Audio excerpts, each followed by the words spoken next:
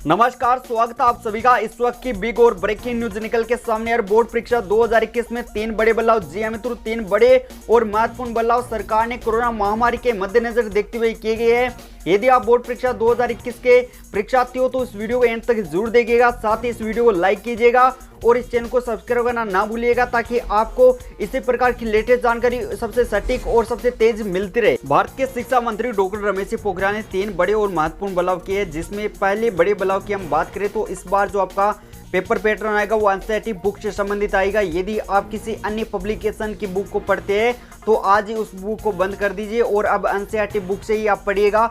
ये out of syllabus से बचने के लिए सरकार का फैसला कि इस बार आपका जो पेपर पैटर्न आएगा वो एनसीईआरटी बुक से संबंधित आएगा। ये सबसे बड़ा फैसला सरकार के द्वारा ये किया गया है। अब बात करें दूसरे बड़े बदलाव की, जो छात्रों हित में और सभी राज्य सरकारों ने मिलकर किया कि यदि कोई विद्यार्थी मेन परीक्षा के अंदर उसके कम नंबर आते हैं, यदि उसकी श्रेणी है अच्छी नहीं रहती है तो 3 माह बाद वो अपनी श्रेणी सुधार परीक्षा दे सकता है। 3 माह बाद एक परीक्षा आयोजित की जाएगी, जिसमें वो अपनी परीक्षा आयोजित होगी, उसमें परीक्षा देकर अपनी श्रेणी सुधार कर सकता है। या कोई विद्यार्थी फेल हो जाता है मेन परीक्षा में तो वो उस प्रकार से पास हो सकता है। ये सबसे बड़ा फैसला और छात्रों हित में सरकार के द्वारा किया गया है।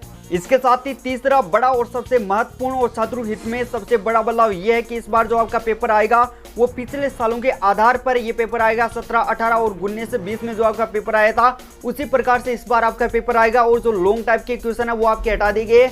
इसके साथ ही सरकार ने कहा है कि हम राज्य सरकारों के साथ मिलकर मीटिंग भी कर रहे हैं कि जल्द से जल्द आपका 50% सिलेबस है वो कम किया जाए। और कोरोना महामारी के चलते ये 3 बड़े बदलाव किए गए। आपको ये बदलाव कैसे लगे और आपके हिसाब से अब सिलेबस कितना कम होना चाहिए, इस पर भी आप अपनी राय जरूर दें। साथ ही आप अपने स्टेट का नाम भी कमेंट सेक्शन में जरूर लिखें, ताकि आपके राज्य से जुड़ी हर जानकारी आप तक पहुंचे और आप कोई भी अपडेट मिस नहीं कर पाए। धन्यवाद।